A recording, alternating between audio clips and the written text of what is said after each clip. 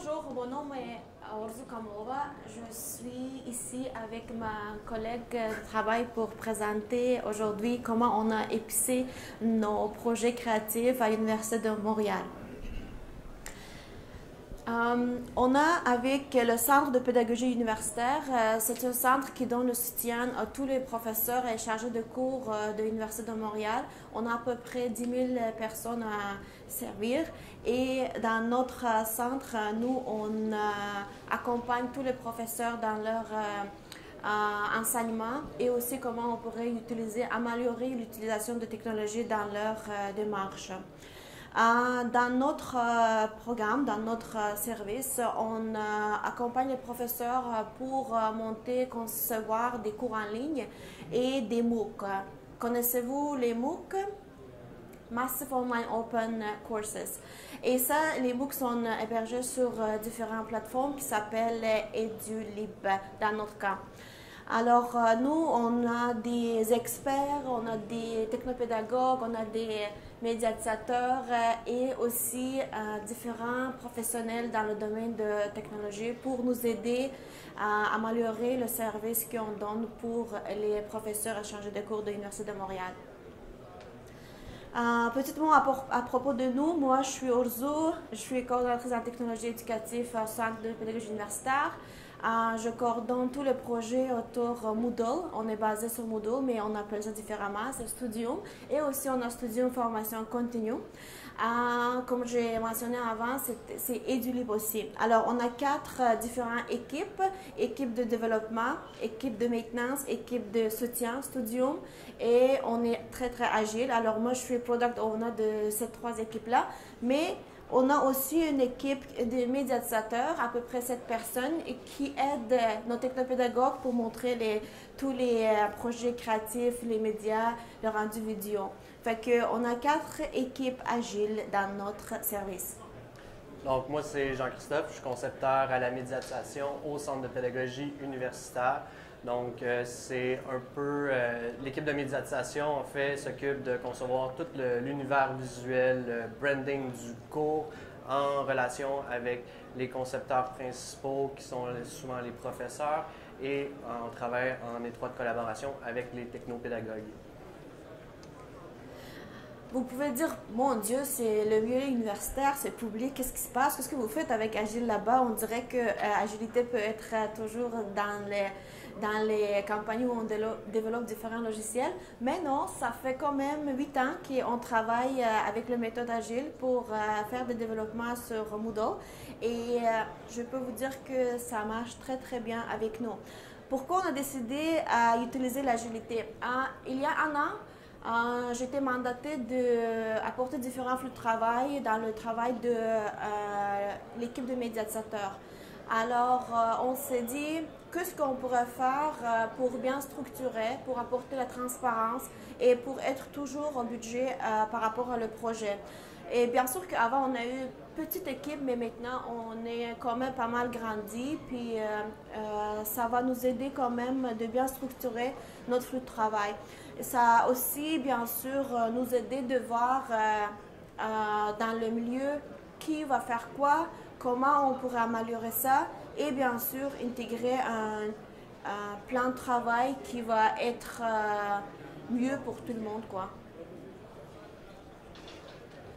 Donc, notre contexte au niveau de la conception de vidéos, en fait, avant d'être agile, on avait de la difficulté, en fait, à avoir une intégration de la médiatisation dans la conception de cours en ligne qui ne permettait pas d'avoir une bonne communication entre les différents points, différents acteurs, pardon. Nous avons aussi, donc le micro-design qui est à l'écran, en fait, c'est ce que ça suggère, c'est au niveau de la conception de cours en ligne, c'est ce qui donne les paramètres, les guidelines pour monter un MOOC ou un cours en ligne. Ensuite, on passe dans le processus de tournage et de montage, mais on va y revenir plus loin dans notre processus. Ensuite, au niveau de notre contexte, qu'est-ce qu'on produit au Centre de pédagogie universitaire? Donc, on a établi un catalogue, en fait, de produits On fait des entrevues, des prestations d'experts, démonstrations techniques, des conférences. Puis depuis 2019, on a un projet incubateur qu'on appelle. Donc on s'intéresse à la vidéo interactive, vidéo 360 et la réalité virtuelle pour les partenaires, les facultés avec qui on travaille. Donc en ce moment, on est sur un projet avec la SBL, qui est la station de biologie des Laurentides. Donc on travaille actuellement sur un projet de réalité virtuelle avec eux autres. Donc ça ici, c'est notre processus de production de cours en ligne et de MOOC. C'est un processus qui est relativement exhaustif. Du point où est-ce qu'on pardon. Oui. Où est-ce qu'on a l'appel à projet jusqu'à la diffusion du cours et au test du cours. Avant d'être agile, c'était difficile, on n'était pas structuré, donc on a eu un besoin de mapper un peu ce processus-là, ce qui nous a permis de mieux comprendre en fait les points d'interaction entre les différents acteurs, puis à mieux comprendre notre processus de production. Donc les couleurs qui sont sur le graphique, le schéma, pardon, c'est les points d'interaction entre les acteurs. Donc en orange, rouge-orangé, c'est les points d'interaction de la médiatisation. Le bleu, c'est les conseils pédagogiques. Le vert, c'est le concepteur principal ou le professeur du cours. Donc, ça nous a permis de mieux comprendre ces points d'interaction-là entre les différents types d'acteurs, puis de savoir qui fait quoi, quand et comment. Ensuite, on a travaillé notre flux de travail. Nous, au CPU, on utilise la méthode Scrum-Ban, donc Scrum et Kanban. Au début, on commençait avec un processus. On a commencé des sprints de 4 semaines, puis on a vu que ça ne fonctionnait pas très bien. Donc, on a réduit à 3 semaines. Ensuite, les mêlées, on avait des mêlées ponctuelles, donc à chaque jour, 15 minutes. Puis, ça ne fonctionnait pas dans notre cadre de pondération, dans notre cadre qu'on s'était fixé en termes de rencontres. Donc, on est passé à des rencontres bi-hebdomadaires, donc le mardi et le jeudi, ce qui fonctionne beaucoup mieux pour nous, parce que, comme on va le voir plus loin, quand Corzu va nous parler de la pondération, la façon qu'on pondère, on a un peu modelé ça à notre image selon les tâches qu'on fait, surtout en termes de montage vidéo ou portion graphique. Donc, on va y revenir un petit peu plus tard quand on va parler de la pondération. Alors, on s'est dit pourquoi on doit aller avec ce flux de travail-là. J'ai voulu vraiment avoir contrôle de qualité. On a voulu aussi voir l'indice de bonheur de chaque personne, parce que créativité, ça prend du temps. Créativité, ça peut aller que « Oh, je veux travailler autonome, laisse-moi s'il te plaît au coin, je veux faire ma job tout de suite, tranquillement. » Mais ça aussi pourrait causer des retards dans le projet. Fait qu'on s'est dit comment on pourrait quand même améliorer cette situation-là. Fait qu'on s'est dit, ah ben, écoute, peut-être rétrospective, ça sera une bonne place pour ça. Même je sais que des fois, ça peut pas être dans notre contexte, mais dès que j'ai commencé de parler pendant rétrospective, ça nous donnait quand même un bon aperçu où on pourrait vider notre cœur, parler par rapport à qu'est-ce qui n'est pas passé bien, et discuter des blocages et voir comment on pourrait améliorer. Ça a aussi donné un espace d'être plus transparent, je trouve. Et ça fait 1 an qu'on n'a pas de conflit. Hein? Non, parce que rétrospective, ça nous donne cet espace-là de vraiment parler et péter notre colle, quoi. Alors, planification. Ben, j'étais vraiment inspirée aujourd'hui, ce matin, avec notre présentateur par rapport à la planification. C'est vrai, parce qu'on a 7 personnes, 7 médiatisateurs, et des fois, la planification, ça nous a pris une journée complète. Des fois, le lendemain aussi, il fallait planifier des choses parce qu'on parle de 50aine de projets maintenant. On m'a dit, Mon Dieu, c'est pas évident, là, même pas même planifier avec le carte, là, parce que dans notre cas, chaque personne dans la médiatisation, ils ont leur propre projet, ils savent très bien qu'est-ce qui se passe dans leur projet, pas nécessairement que tout le monde sache qu'est-ce qui se passe, parce que c'est eux qui ont toujours dans le micro-design avec le professeur, dans le contact avec eux, et technopédagogue, fait que c'est pas évident.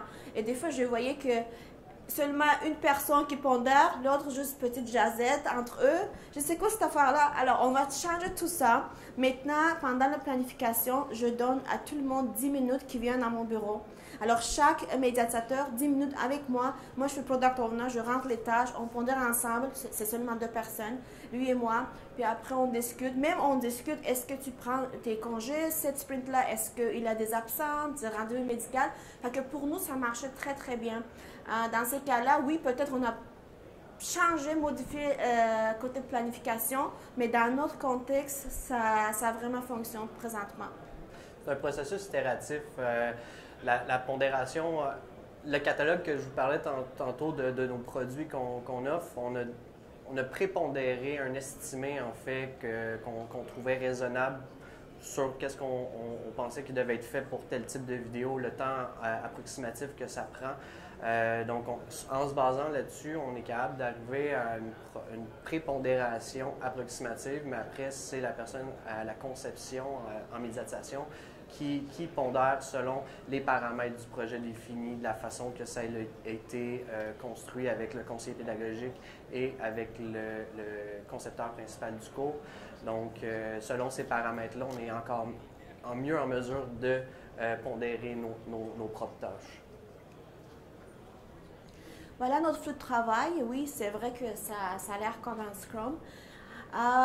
Moi, je reçois toutes les demandes. Ça peut être monter les cours en ligne, ça peut être des MOOC, ça peut être même quelque chose externe qui vient au CPU, ça peut être même la création d'une petite brochure ou une aide-mémoire. Fait que tous les nouveaux projets, ça vient à moi.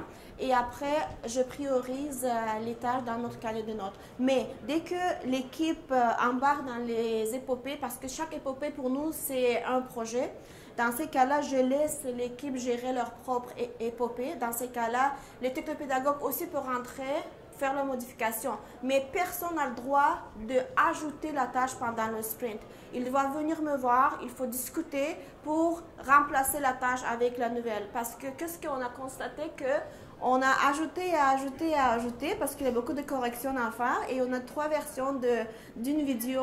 Puis là, à la fin de la sprint, je vois que on a beaucoup de tâches qui ne sont pas terminées, mais ce n'était pas planifié comme ça. Fait que c'est là qu'on a commencé à apprendre à, OK, il faut que je quand même mette une limite parce que tout le monde a accès à sprint, tout le monde a accès à changer, modifier, et ça n'est pas marché. Fait que je me suis dit, ben, on va arrêter ça, on va changer. Fait que ça, c'est une bonne aperçu pour ça. Après, on fait la planification, comme j'imagine dans chaque équipe agile. On a des sprints de 3 semaines. Comme Jean-Christophe a dit, 4 semaines n'est pas marché, 2 semaines n'est pas marché, 3 semaines quand même ça va. Et ce n'est pas marché avec mêlée de chaque jour pour nous. C'était, je suis toujours sur la même tâche. Je suis toujours dans la même tâche. Écoute, ok, c'est bon. On va aller avec 2 fois par semaine seulement. 15 minutes. Dans la cuisine, on a notre écran, on a notre table. Alors, on est vraiment dedans là pendant 15 minutes. Puis, on a des parking lots aussi. Qu'est-ce que j'ai noté, c'est que maintenant, l'équipe est devenue si autoportante que je n'ai pas besoin d'être là tout le temps pendant le mêlée. Il n'y a pas de micromanagement parce que moi, j'ai un chapeau, mais non, j'ai plusieurs chapeaux. C'est coordination, c'est supervision, c'est product owner. Et c'est leader, coach, je sais pas quoi. Fait que des fois, c'est très, très mêlé. Je suis quoi? Je suis qui maintenant dans cette situation-là? Fait que ça a évité beaucoup et élargi beaucoup mes propres tâches aussi. Et dans notre planification, on a dit, OK, on va arrêter la planification comme telle, comme on était en train de faire, mais on va ajouter qualité de contrôle. Qu'est-ce que cela veut dire?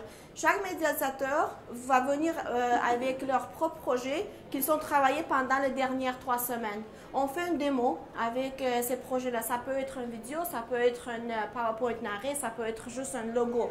Puis là, on invite tous les demandeurs, et des fois c'est technopédagogue, des fois c'est moi, des fois c'est aussi quelqu'un d'extérieur qui peut venir juste regarder et donner un différent look, qu'est-ce qui se passe dans le projet. On prend les commentaires, bien sûr, puis on améliore le futur vidéo, quoi, dans ces cas-là.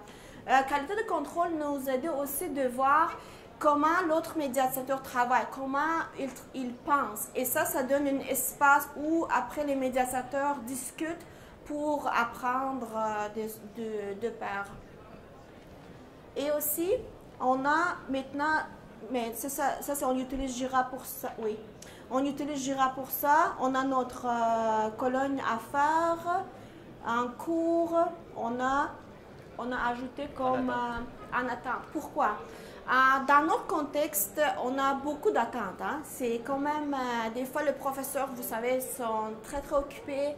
Il y a des choses qui sont en train, on doit attendre tout le temps après les autres. Dans ce cas-là, on s'est dit, mais dès que c'est dans la colonne attendre, on doit aller chercher l'autre tâche, on va les faire. Mais si jamais, dans cette sprint-là, les tâches qui sont en attente ne sont pas terminées à cause de quelqu'un d'autre, on ne va pas aller encore le pelleter dans le prochain sprint.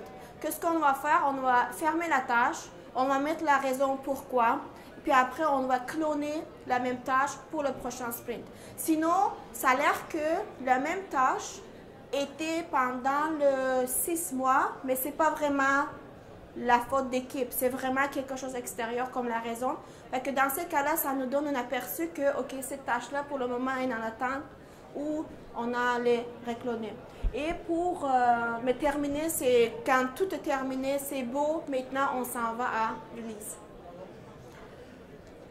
Donc, ce que nous avons retenu en fait depuis la dernière année, nos défis, nos apprentissages de la dernière année depuis qu'on est agile, au niveau des défis, un des grands défis qu'on avait, c'était la définition des rôles des membres de l'équipe. En termes de PO, concepteur principal, le concepteur principal qui est le professeur va avoir un chapeau de PO, mais nous, à l'interne, on a Ozu qui est notre PO. Ensuite, on a notre Scrum Master. Pour nous, ça va bien à ce niveau-là. On n'a pas trop de pression. Ça fonctionne. On a une bonne communication. Puis, la relation technopédagogue, concepteur à la médiatisation, souvent, c'est une des problématiques qu'on avait. Donc, qui fait quoi et où la limite de chacun, comment on peut travailler en équipe. Donc, la définition des rôles était quand même... des fois, il y avait des points de friction entre les différents acteurs.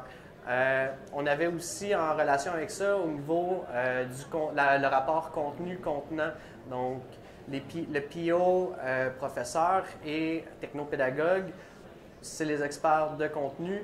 La médiatisation, expert en termes de contenant. Donc, c'était de jongler avec ces deux univers-là, puis de ne pas faire d'ingérence, je vais le dire comme ça, entre cette relation-là, entre les personnes.